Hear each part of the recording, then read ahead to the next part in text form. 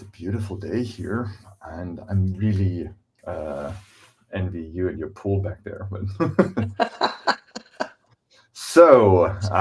Welcome everybody to today's LinkedIn Live on Meet the Speaker.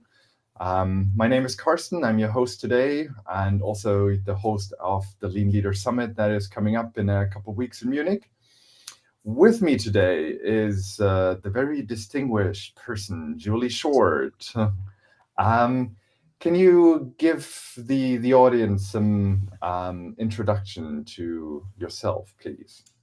Yes, actually, I'm a former Gartner analyst. I was with Gartner for 10 years. And for half of that time, I covered enterprise architecture and talked to organizations across the world who were trying to implement enterprise architecture or who were struggling to make changes in their organizations.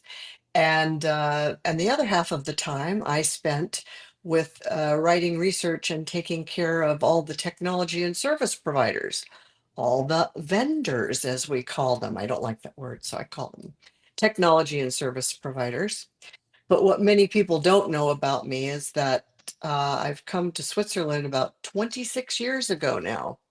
And the reason I did is because I was doing a global SAP implementation for a financial services company. So I've got years of experience in transformation as well. Nice.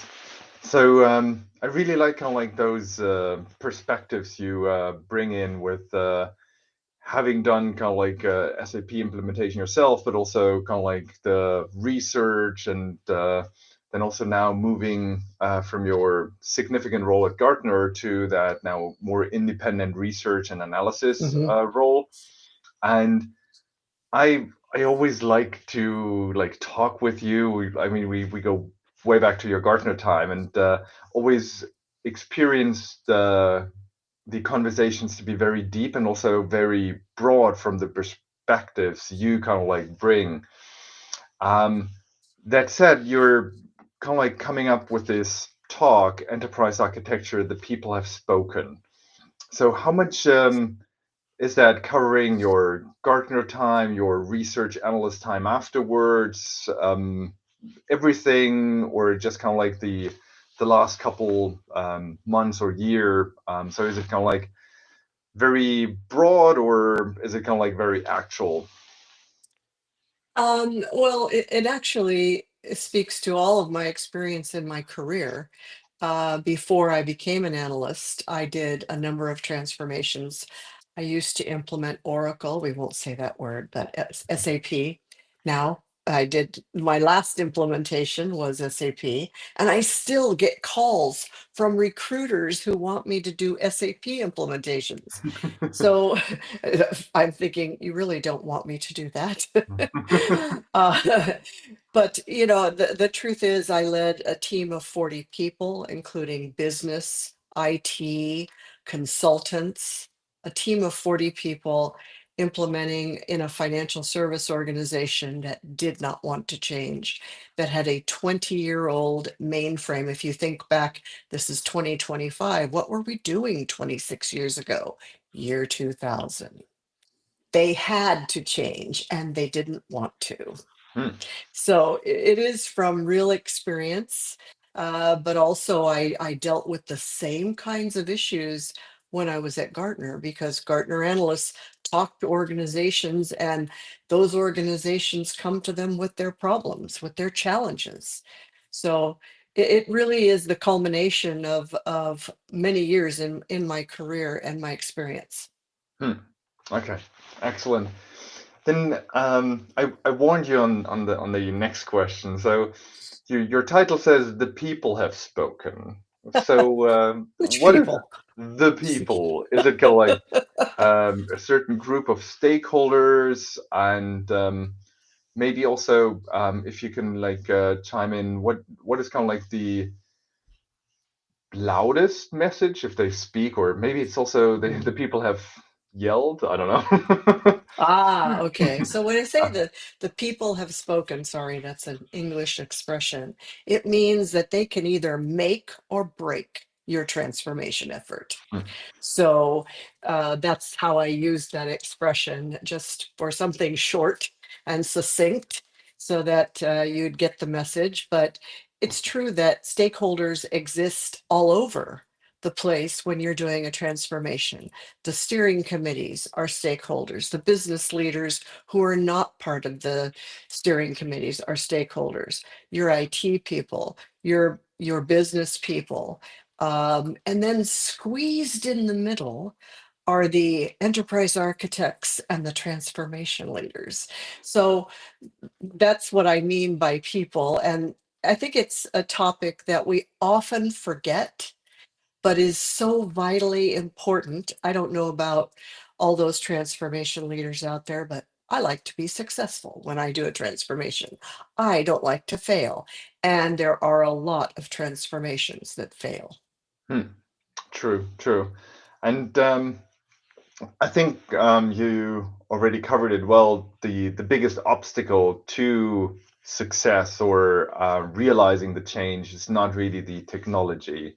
It's very often the people and the process kind of like involved in getting to the realizing the change or realizing the business transformation.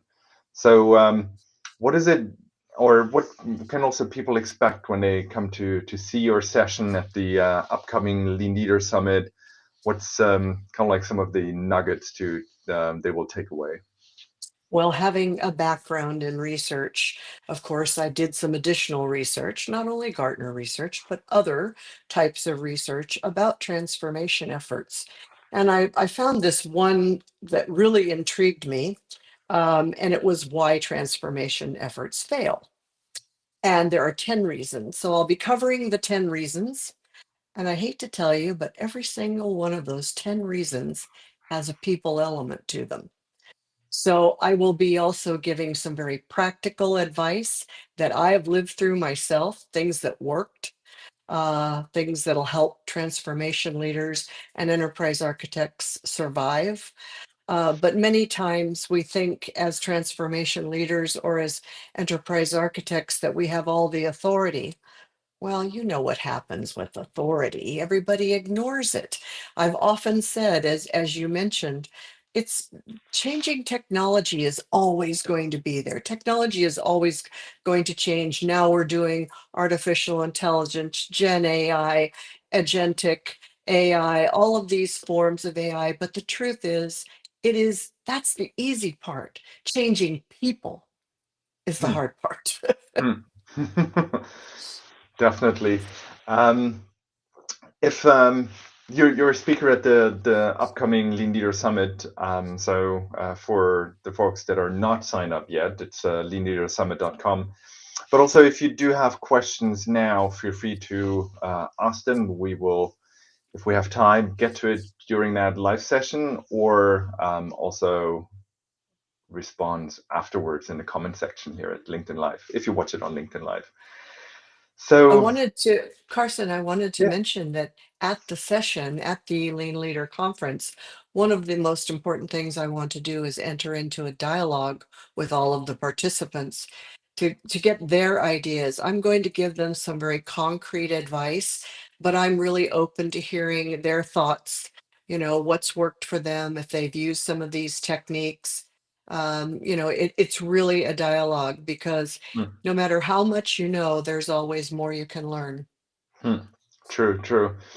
That's what I like always love about you. Kind of like always the research analyst is kind of like deep ingrained in you, and you always love to learn and but also love to share. And I think that's Yes. a very great kind of like two-way street of also of like people coming to the Lean Leader Summit. The ability to ask questions and kind of like get some more insights about how you might tackle something or how you might kind of like approach something. So it's a good chance for you out all there to pick Julie's brain if you come to the event. So if we let's actually talk one more second about the Lean Leader Summit. And while we wait maybe for a question or comment coming in here, um, you've been to the event before. What makes you come back, and what do you like about it, or what do you like about conferences in general? That's a funny question because I did a million of them as a Gartner analyst, as you can imagine. So they're not my favorite thing to stand up in front of 300 people and speak and have everybody looking at you. However, what I really like about the Lean Leader Summit is that it's more intimate. The people seem to be much more open, much more searching for answers, asking questions. It's a great opportunity. I think it's the ideal type of conference, to be honest with you. And I'm really looking forward to it. I've been listening to some of your other live LinkedIn live sessions, and I especially liked one of your last ones with Dr. Robert Winter from the University of St. Gallen. I love his concept of matchmaking, and I have an idea. I'd love to talk to him as well about, expanding that idea of matchmaking. Excellent. You're both from Switzerland, so Yeah, traveling in here. So you might be able to catch him already on the train to or from yes. Leader Summit. So no, yeah, we're also fortunate to have you, but also Professor Winter, definitely. So if we come back to kind of like your topic of the people have spoken in enterprise architecture, what is you mentioned kind of like the 10 things that you've seen kind of like for successful. Is there one or two that you want to pick and share already today to give kind of like a teaser? Sure. I think one of the most important ones is helping people in the business who's are the recipients of this transformation, helping them understand what their jobs are going to look like, what their work is going to look like. You have to actually spend time doing that for them to start to get comfortable, because it's actually very frightening when you're going through change and you don't know how your job is going to change, what the work will look like. Do you have the right knowledge? Do you have the right competencies? And a lot of fear Mm, happens with mm, people like that. So that's one of the things that I will be covering, something that I call cascading sponsorship in transformation efforts. And also, a big one for me that I see every day of my life still is that communication. It's not enough to say, I sent an email, I'm done. The person mm, didn't read it, they didn't see it, they didn't understand it. The burden of communication is on the mm, person doing the communicating, not on the receiver. So if you understand that one fundamental thing, you'll understand you may have to communicate in different ways to different groups. mm, And all of that things, people say the soft side. It's not the soft side. It's the only way you can be successful, because when the people have spoken, they can make or break you. mm. True, true. So the um, do you? So I totally agree that communication is a key part, and I think it's also something where all of us need this also as a constant reminder. Hmm. It's like presentation skills. You read them, or you look through them, or you go through a training program there, and it's like, oh yeah, yeah, yeah, yeah, makes sense, makes sense, makes sense. But how much can you really apply to kind of like Yes. your day-to-day work? And yes, you change some of your presentation probably based on it, but a lot of things you will kind of like forget the next time you're on stage. And I think the same goes with kind of like transformation. So you have It's those 10 true. things, and the communication is like everybody will say, yeah, yeah, yeah, communication, I know. But then kind of Yes. like it still is something where we all can do better. And I sometimes wonder and like want to pick your brain here. Technology becomes even more deeply embedded in every facet of the business. Uh, And with a deeper technology part, I think that the people and the communication becomes an also deeper part that we need to I think so take too. part. And it's not a, oh, it's like more and more technology, so like, oh, let's kind of like have the technology all do it. I think it requires the same kind of like deeper engagement with like the people and communication aspects. It's very true. It's very true, and it's very easy to forget. That you have to communicate and you have to understand human beings. We're all human beings. We're Hmm, still human beings. We don't have artificial intelligence yet doing transformation efforts. Might come though. hmm, But I think it's quite important, and I think it's much more important than simply saying it's the soft side of things. It's not the soft side of things. It's really a key success factor for all transformations and for enterprise architects.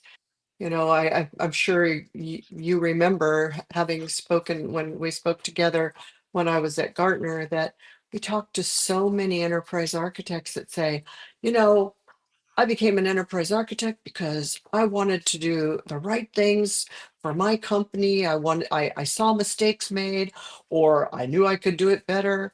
But in the end, all of those great ideas, if they aren't realized, they're just great ideas. hmm. True, true. And it's something where I think the natural behavior of many coming kind of like from an IT background is to provide, oh, now I have kind of like these patterns, standards, reference architectures, target architectures, and decisions, and all the guidance, Yes. all the hard Yes. facts is there. So like Yeah. my job is kind of like and What's the stellar. I question? Why don't you just do it now? yeah yeah correct. um, and then I see a lot of enterprise architects, but also like the transformation people struggle with, okay, how can I get people to actually buy into it and Yes. use it and apply it, and with that, have the benefits of all that was created be realized. Right. Co-creation is super important, working together on design so that the people that are the recipients of this feel like they have some skin in the game, that Hmm, they have some input, that they were heard, that they understand the reasons why this even needs to change. So there's so many things that you can do in a very natural way, and get people to buy in much easier. hmm. Yes, I like the skin in the game and co-creation. I think we very often overlook that in the stakeholders or all the people that we engage with, that a co-creation and having them kind of like be part of what is developed or what is kind of like defined Right. um, is much different, or gives kind of like a much better usage afterwards if there is a co-creation. But we all like I myself also forget it very often. It's easy to forget. Yeah. That's why it's so great to So have you, and so great to have you as a kind of like a reminder on we can do better. Um, yes. is, is there kind of like because we're also running at kind of like the end of our 20 minutes here, if we um, look at like the single most important takeaway Mm, you hope wow. entities will leave your session with, what would that be? I'm setting The the bar right single high. most. Like, So they're all important, but oh, I okay. think I think the ones that we really forget about are the middle management. We call them the permafrost. Mm, Okay, these are I the like people that that are really ingrained. They're middle management, so they're not senior management. They don't want to look stupid in front of the people that report to them. They're trying to do what leadership is telling them they need to do, but they are feeling very insecure. So I think I will actually share with you some very concrete things that transformation leaders can do that aren't difficult. And once you see them work, It's really surprising. So I think that's more the one thing I want to leave with everybody is that this will be a practical session and really would enjoy speaking with everybody I can during the conference. Awesome. This is great. So thank you everybody for coming here, watching it. Again, if you do have a question or a comment, leave it below. Julie and I will respond. But also come see the session and the engagement and the learning as a group and building kind of like a bigger capacity of doing transformations. So that's, I think, what motivates me in like doing this summits and conferences, and also today's session. So sign up for the Lean Leader Summit if you haven't done so. We are almost at capacity, to be honest. Oh, So we that's have good. 120 sign up, and 150 we cap. So um, make I'm sure really to. looking forward to it, Karsten. Really looking forward to it. Oh, thank you, appreciate it. Also looking forward to see you there and see your session, Julie, and also see a lot of the networking and conversations, because I remember the last time you were there, like lots of people like flocked to around you and were picking your brain, and you You had can't lots of imagine how engagement. many requests I've received already to connect on LinkedIn. So I think that's great because I that's what I think is the most beneficial is that discussion, the idea sharing. Yeah, excellent. So looking forward to that, and I wish you and everybody else who's listened to this a wonderful weekend. Happy Friday, and hope to see all of you online in July in Munich, maybe, or somewhere else. But thank you so much, Julie, for your time today, and looking forward to see you. Thank you, Karsten. Looking forward to seeing you.